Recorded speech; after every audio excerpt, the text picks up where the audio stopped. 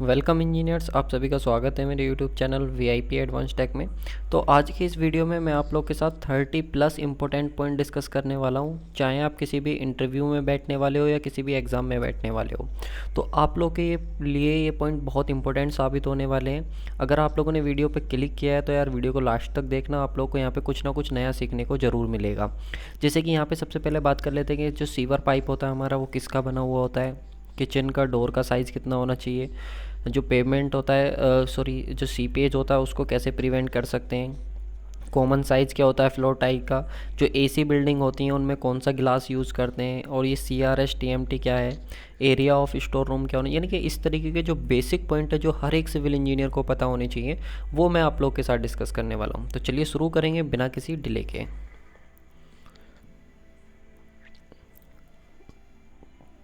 ये देखिए, टाइटल में भी मैंने डाल रखा है कि important points for fresher and experience engineer. चाहे आप फ्रेशर हो या फिर एक्सपीरियंस हो, आप सभी के लिए पॉइंट्स बहुत ज़्यादा इंपॉर्टेंट साबित होने वाले हैं।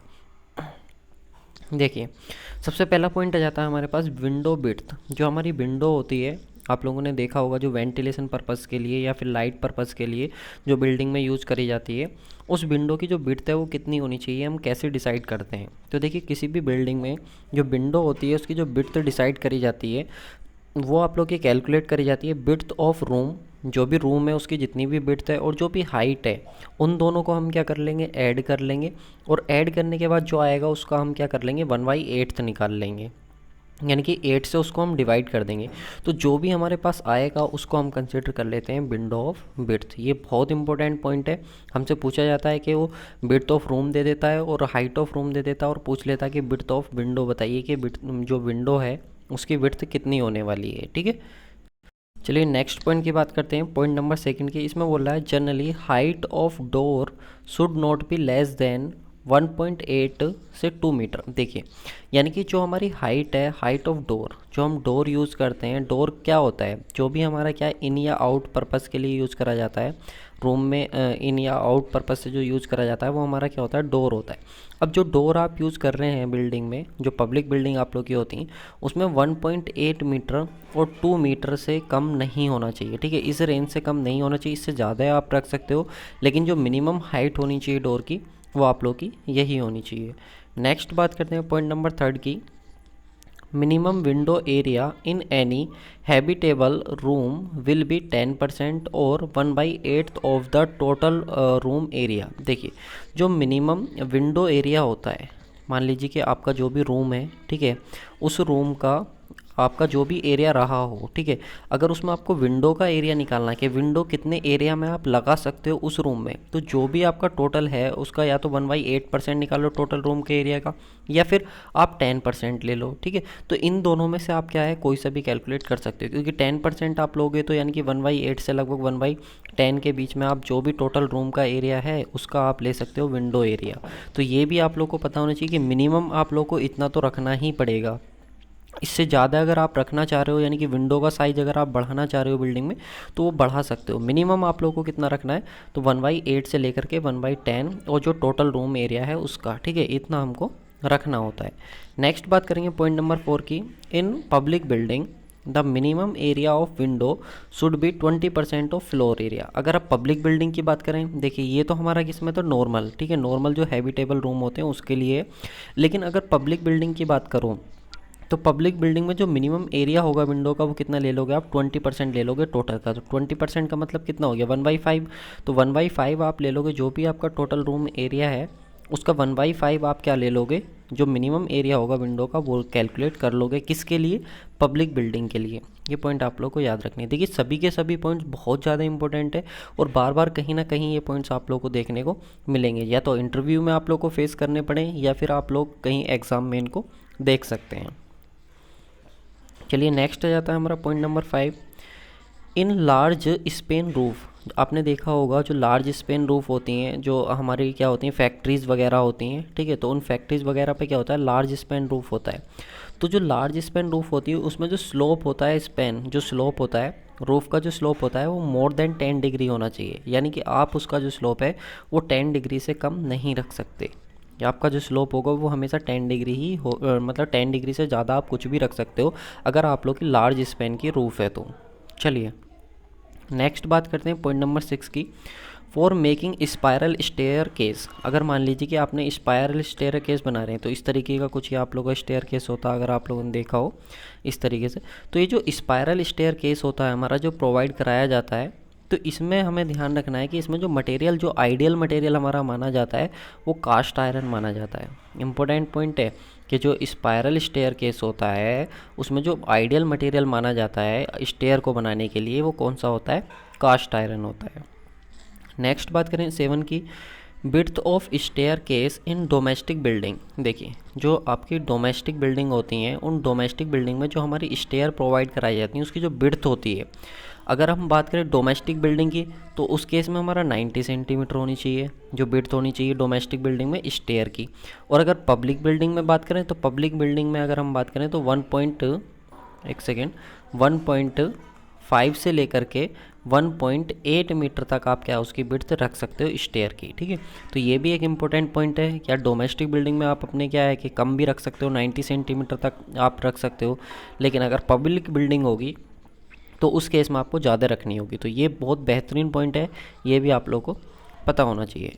नेक्स्ट हम बात करेंगे, number of steps are not more than 12 and not less than 3 in a flight. देखिए, जब आप लोग को मालूम है कि मान लीजिए कि ये फ्लोर है आप लोग का और एक फ्लोर ये, जब आप एक फ्लोर से दूसरे फ्लोर में जाते हैं तो आपको स्टेयर प्रोवाइड करानी होती है ये। ठीक है, ये इस तरीके से आपको स्टेयर बनानी होती है। तो ये जो स्टेयर बनाई है, जिसके ऊपर बनाई जाती है, उसको हम क्या बोलते हैं? फ्लाइट बोलते हैं। क्या बोलते हैं उसको? हम फ्लाइट बोलते हैं। तो इसमें बोल रहा है कि अगर एक फ़्लाइट है आपकी, तो इसमें जो आपकी जो स्टेप्स हैं, ये जो स्टेप्स हैं, ये आप लोग का एक राइज़र और ट्रेडर को मिला करके जो 1 स्टेप बनता है। तो इसमें स्टेप आप लोग के 12 से ज़्यादा नहीं होने चाहिए और 3 से कम नहीं होनी चाहिए।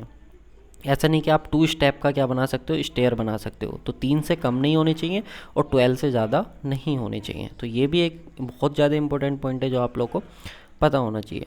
नेक्स्ट बात करेंगे पॉइंट नंबर 9 की, मैक्सिमम पिच और slope in staircase for public building. जो आपकी पब्लिक बिल्डिंग होती हैं उसमें जो स्टेयर हम बनाते हैं, उसमें जो पिच या स्लोप, दोनों नाम याद रखना। देखो, पिच भी बोलते हैं और स्लोप भी बोलते हैं, दोनों एक ही चीज़ होती हैं। स्टेयर के केस में हम उसको पिच भी बोल सकते हैं और स्लोप भी बोल सकते हैं।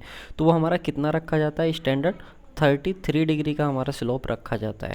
सही, अभी बताया था ना फ्लाइट होती है, तो फ्लाइट का जो स्लोप होता है कितना रखा है? 33। ध्यान रखना, पब्लिक बिल्डिंग की मैं बात कर रहा हूँ। फिर आप बोलोगे कि सर इतना होता है, इतना होता है। यहाँ पे ध्यान रखना, पब्लिक बिल्डिंग की मैं बात कर रहा हूँ। पब्लिक बिल्डिंग में 33 आप लोग का रखा जाता है।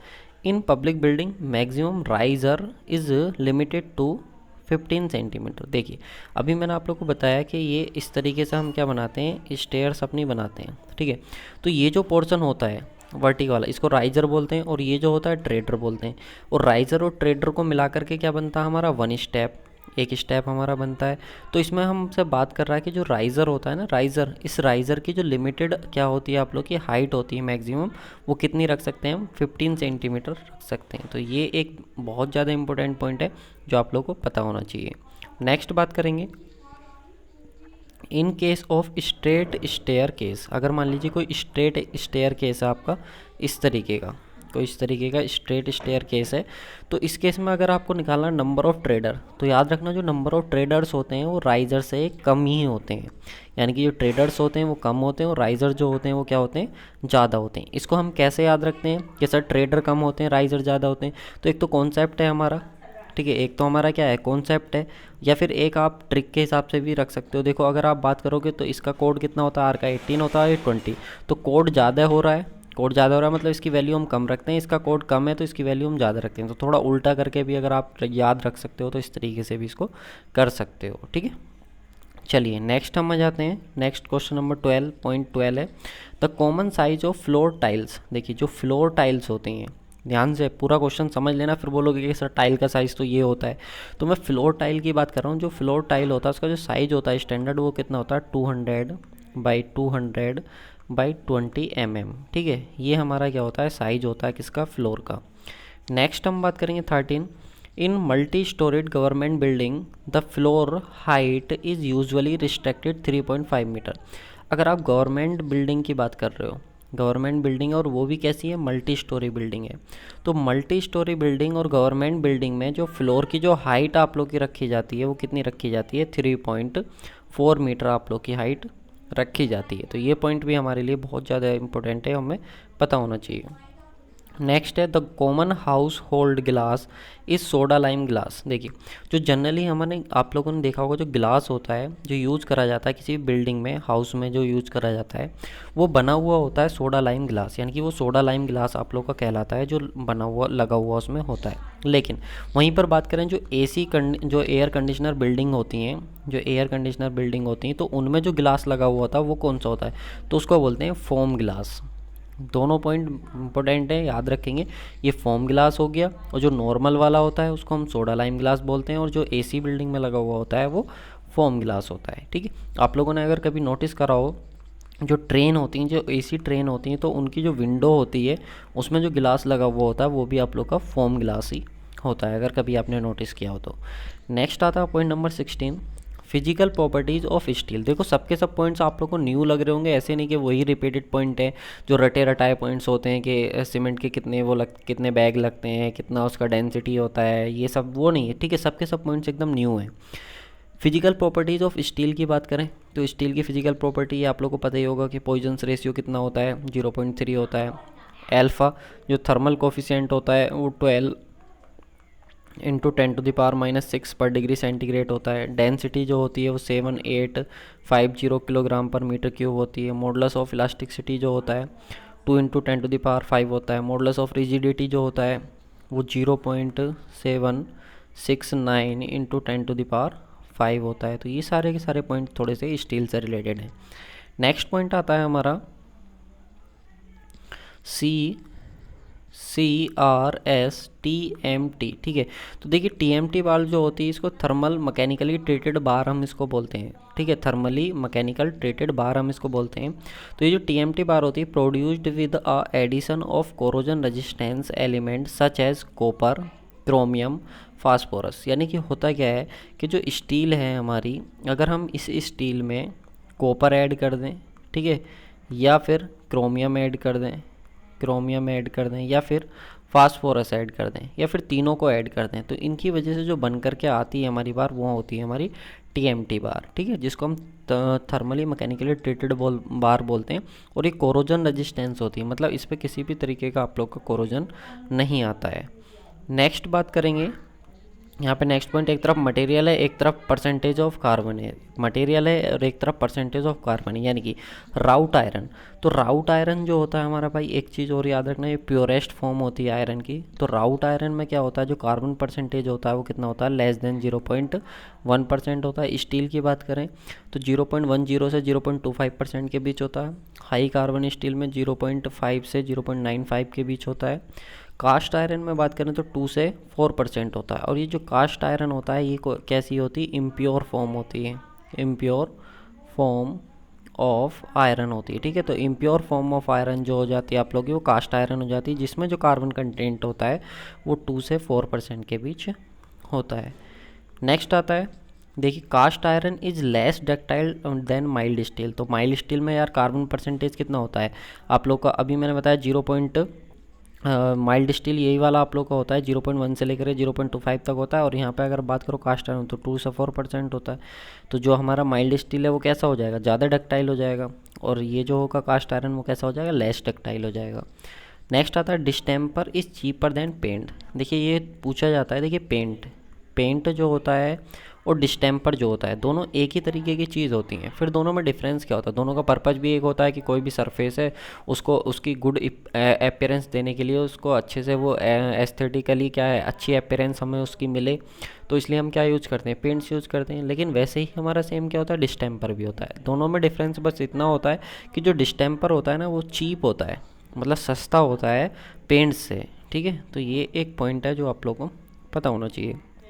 नेक्स्ट है the dryer in an oil paint should be more than 10% by its volume.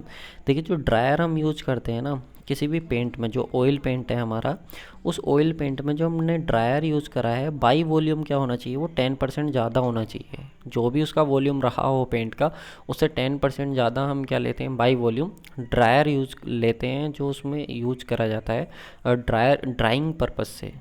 ठीक है, चलिए नेक्स्ट हम बात करेंगे। Gypsum is an insulating material and used for sound proofing material. जो जिप्सम होता है, याद रखेंगे जिप्सम CaSO4, ठीक है, जो CaSO4 होता है आप लोग का, जिप्सम जो होता है ये आप लोग का इंसुलेटिंग मटेरियल होता है। ठीक है, इसमें किसी भी तरीके का आप लोग का क्या कंडक्टिविटी नहीं होती हीट की और लाइट की, करंट की। और यहाँ पे साथ में बात करें तो साउंड प्रूफिंग मटेरियल भी होता है, इसको साउंड प्रूफिंग पर्पज़ से भी हम इसको यूज़ करते हैं। डेंसिटी की बात करें, देखिए सीमेंट की आप लोगों ने पढ़ी होगी, स्टील की आप लोगों ने पढ़ी होगी, वाटर की डेंसिटी पढ़ी होगी, ऑयल की पढ़ी होगी, लेकिन जिप्सम की डेंसिटी नहीं बताई होगी आपको किसी ने। तो 2960 किलोग्राम पर मीटर क्यूब, ये क्या होती है, हमारी जिप्सम की डेंसिटी होती है। तो ये पॉइंट भी आप लोग को पता होना चाहिए। नेक्स्ट बात करें, sewer pipe are made up of. देखिए ये मैंने थंबनेल में भी डाला था कि सीवर पाइप किसका बना हुआ होता है, तो वो आप लोग का स्टोन वेयर का। ठीक है, याद रखेंगे स्टोन वेयर, स्टोन वेयर आपको ऑप्शन में मिलेगा तो आप टिक कर देंगे कि जो सीवर पाइप होता है वो स्टोन वेयर का बना हुआ होता है। नेक्स्ट आता है amount of water used for 1 kilogram of distemper. मानिए कि आप 1 किलोग्राम डिस्टेम्पर आप बना रहे हैं, ठीक है, 1 किलोग्राम आप लोग क्या कर रहे हो, डिस्टेम्पर बना रहे हो, तो उसमें जो वाटर यूज़ करोगे वो कितना रहेगा, 0.6 लीटर। ठीक है, 0.6 लीटर क्या रहेगा उसमें, वाटर रहेगा। अब बात करें एरिया ऑफ स्टोर रूम, जो हमारा स्टोर रूम होता है, अगर हम स्टैंडर्ड बात करें तो स्टैंडर्डली अगर बात करें तो एरिया ऑफ स्टोर रूम जो होता है वो कितना होना चाहिए, लेस देन 3 मीटर स्क्वायर होना चाहिए। 3 मीटर स्क्वायर से ज़्यादा नहीं होना चाहिए, ये चीज़ याद रखेंगे। ये स्टैंडर्ड है जो हमारा नेशनल बिल्डिंग कोड है उसके हिसाब से। नेक्स्ट है हाइट ऑफ स्टोर रूम, जो स्टोर रूम है उसकी हाइट कितनी होनी चाहिए, तो should not be less than 2.2 metre, 2.2 metre से कम नहीं होनी चाहिए हाइट।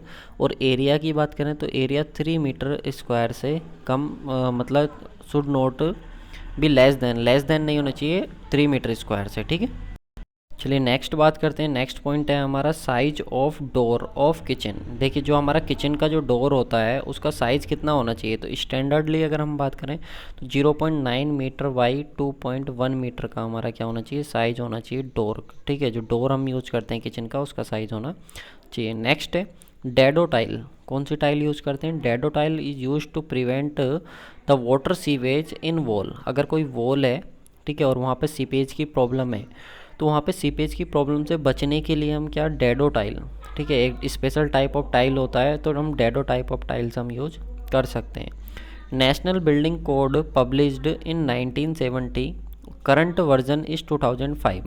देखिए जो नेशनल बिल्डिंग कोड है NBC, जो नेशनल बिल्डिंग कोड है वो आप लोग का 1970 में बना था, फिर उसको रिवाइज जो करा गया था वो 2005 में करा गया था, जो कि करंट टाइम में आप लोग का यूज करा जाता है। नेक्स्ट है the horizontal DPC dam proof course is usually 4 centimetre thick. जो हॉरिजॉन्टल हम यूज करते हैं, जो वॉल के ऊपर हम यूज करते हैं हॉरिजॉन्टली, तो 4 सेंटीमीटर थिक यानी कि 40 mm उसकी थिकनेस हो सकती है। Of cement concrete is provided about 10 to 20 centimetre above the final ground level. ठीक है, ये चीज़ भी आप लोग को पता होनी चाहिए।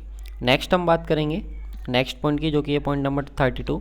इसमें बोल रहा है if the excavation is less than 30 centimetre. देखिए जो आपने एक्सकावेशन किया है अगर वो 30 सेंटीमीटर से कम है, तो जो सरफेस का जो एक्सकावेशन होगा, यूनिट जो होगी मेजरमेंट की, वो मीटर स्क्वायर होगी। यहाँ पे हमसे गलती होती है कि हम सोचते हैं कि अर्थ का एक्सकावेशन है तो वॉल्यूम हो गया, तो मतलब मीटर क्यूब में उसका होगा एस्टिमेशन, लेकिन नहीं। याद रखेंगे कि अगर डेप्थ आप लोग की 30 सेंटीमीटर से कम रही है तो जो यूनिट होगी उसके मेजरमेंट की वो क्या होगी, मीटर स्क्वायर होगी।